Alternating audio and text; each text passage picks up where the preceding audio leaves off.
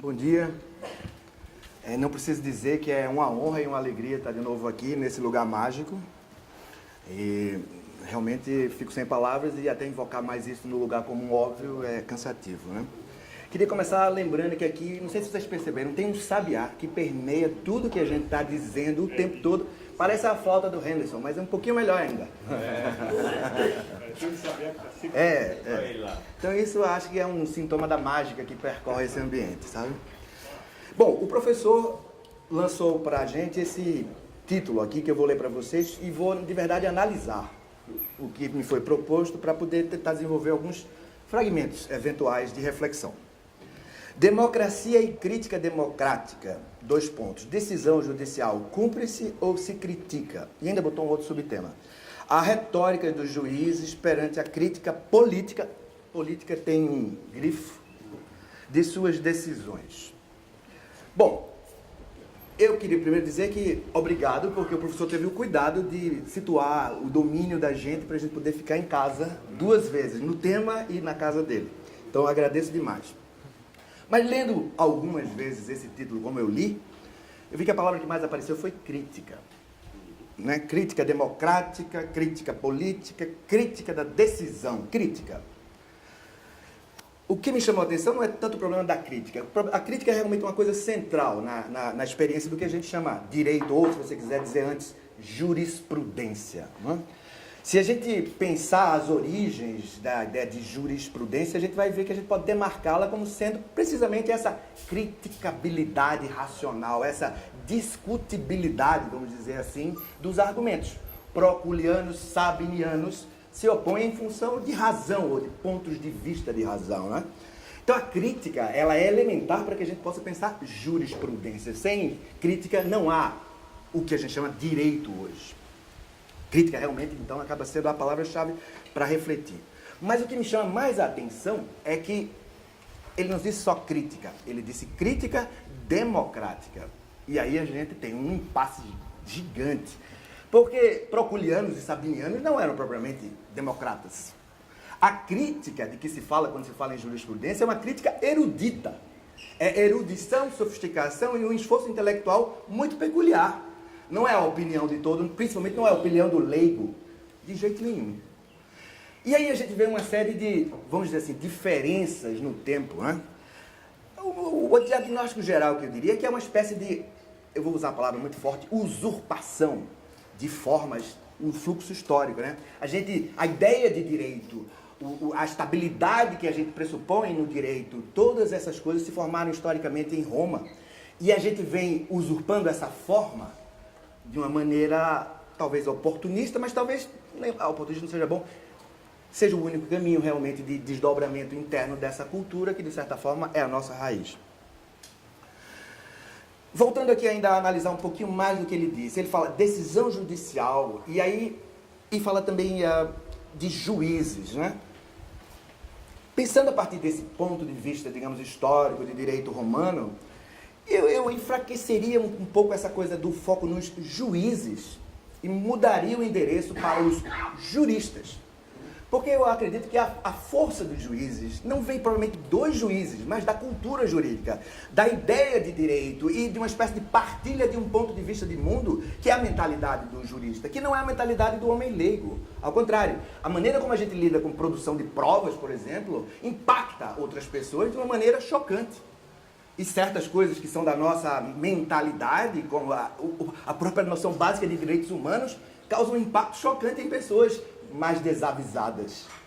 E alguém vai dizer direitos humanos para humanos direitos, e você é quase como enfiado com uma faca no seu coração, que tem que ouvir, né? Eu acho que eu quebrei aqui o negócio. E agora, velho? Não, mas soltou. Lá, bota aí. Tem um encaixe. Vai. Tinha que ser comigo isso. Não. Entrou de novo. Entrou de novo. Aí foi que eu matei o seminário. Nunca fico nervoso, nunca. Sim, voltando. Então eu ia chamar a atenção para isso. O que é que faz, eu podia colocar essa pergunta assim nesse tempo, o que faz que 6 juízes possam desfazer o que 600, estou arredondando retoricamente o número, parlamentares fizeram. Isso, evidentemente, é um fenômeno quase mágico. E isso está ligado fundamentalmente com essa crença que a gente tem no direito, que é uma crença parateológica. Eu não posso esquecer da ideia de Schmitt de que essas formas foram vindo da teologia e se adaptando a esse modo da gente, né? Então a gente tem, no fundo, uma cultura muito arraigada, que tem bases das formas de teologia. A gente, na faculdade de Direito, faz um grande catecismo do Estado Democrático de Direito. Ninguém vai ter voz contra o Estado Democrático de Direito no espaço de uma faculdade de Direito. Aliás, se você for marxista de raiz, a sua voz já vai ficar dissoando bastante e seu espaço bem reduzido nesse espaço, o que mostra que há uma seletividade de vozes bem significativa no nosso ambiente. Não é? Visto assim, o direito como uma espécie de entidade parateológica, o ordenamento jurídico, e a gente quase como... Eu vou mudar de sacerdotes agora para engenheiros, otimizadores de um objeto, quase que eu dizia inexistente, mas ao contrário de inexistente, ele é imaginário, mas não inexistente. Ele, ao contrário, é talvez um enorme motor de organização humana. Uma vez eu li de um biólogo uma coisa curiosa, que ele diz, para que um animal mude de comportamento, ele precisa de uma mudança genética. Para que o ser humano mude de comportamento, ele precisa de uma mudança de discurso. Porque a genética dele permite, de certa forma, transferir essa dinâmica para um outro momento. E, de certa forma, isso mostra que essa construção de discurso é o que nos garante sobrevivência.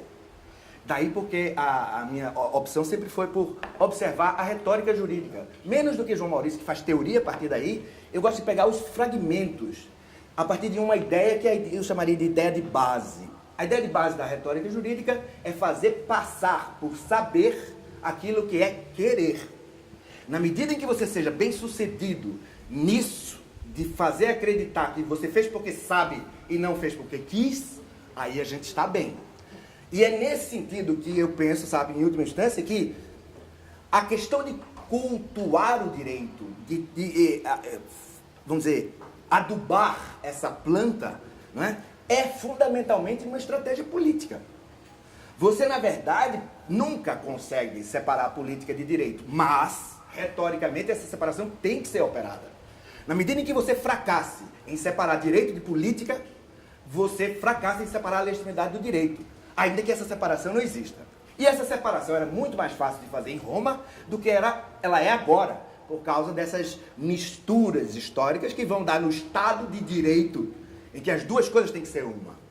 Em Roma isso era muito diferente. Primeiro porque não é a ótica da legalidade. Não é? A gente não tinha essa sofisticação. Embora fosse uma cultura de escrita, não tinha a sofisticação imaginária que João Maurício falou, de pensar tão detalhadamente o ordenamento jurídico. E mais, outros aspectos eram muito importantes. Você pensa a jurisdição romana, você vê que ela é separada em dois momentos. O magistrado é um personagem e o juiz é outro personagem. O juiz é um personagem eleito pelos litigantes. Isso mostra que, de certa forma, se transfere o endereço das preocupações, inclusive legitimárias, para um outro lugar. Depois que eu escolhi, ambas as partes escolheram o juiz, elas se submetem de maneira absoluta. Não há como... Porque elas escolheram. E a gente não escolhe os juízes que vão julgar a gente hoje. Então, essa adaptação de formas antigas para um momento novo, ela é, vamos dizer assim, complexa num grau que chega a espantar e a inibir lidar com essa matéria.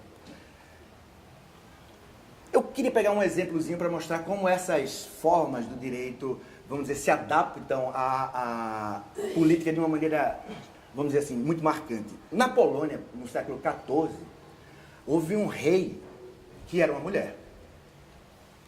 Por que ele não chama de rainha? Porque se chamasse de rainha, não teria os poderes que precisava ter.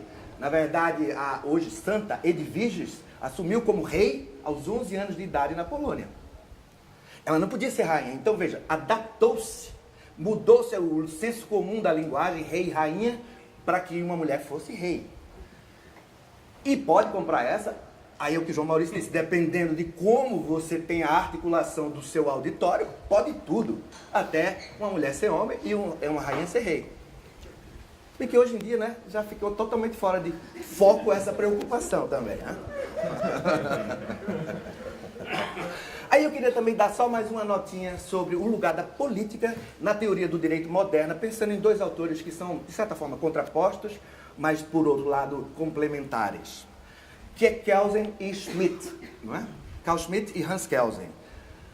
A questão purista, vamos dizer assim, de Kelsen implicava separar direito de política nitidamente, metodologicamente. E Schmitt, no caminho contrário, dizendo direito e política são a mesma coisa. A própria decisão sobre o que é política e o que é direito é uma decisão política.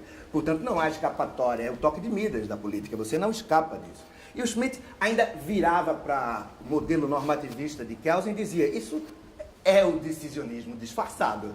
A ideia de norma, como na sofisticação keuseniana, como uma continuidade no descontínuo, porque a autoridade superior determina a autoridade inferior, mas eles podem nem se entender sobre o que está sendo dito, um interpreta de um jeito, outro de outro, e ainda assim há uma continuidade, eu diria uma continuidade no descontínuo, né? E eu queria mostrar onde entra esses elementos de política que, no fundo, acabam sendo, diante da teologia do direito como algo estável, unitário, que acabam sendo elementos de perturbação. Como Schmitt e Kelsen absorveram essa perturbação, esse elemento aleatório que a política traz para essas circunstâncias de projeto estabilizado para o direito, né? Claro, em Schmitt aparece na ideia de exceção. E Schmitt vai bem forte nesse sentido de mostrar só entende bem o direito quem entende o que é exceção. Isso é muito simples de entender. Vai ao portão lá do Enem, você vai fechar às 8 da manhã, vai fechar o portão do Enem. Se tiver só um porteiro naquela porta, 8h01, ele já não abre de novo. Agora, se tiver um juiz, ele vai analisar o caso. E ele pode abrir.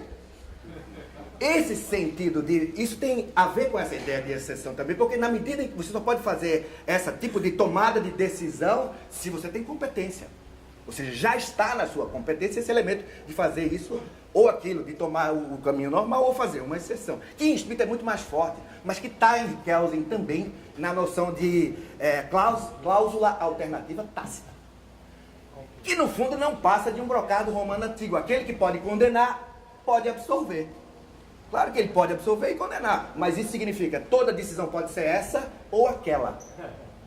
E é da parte da decisão poder ser essa ou aquela. E é nesse momento que entra esse elemento de alea, que é duplo. Ele é duplo porque é político, e ele é duplo porque há um hiato entre a lei geral e o caso concreto, como na doutrina de Aristóteles da equidade. Então a gente tem vários vazios pelos quais a gente salta, e sempre salta politicamente. Sempre salta, e é inexorável que seja assim. O que a gente não pode fazer é dizer isso.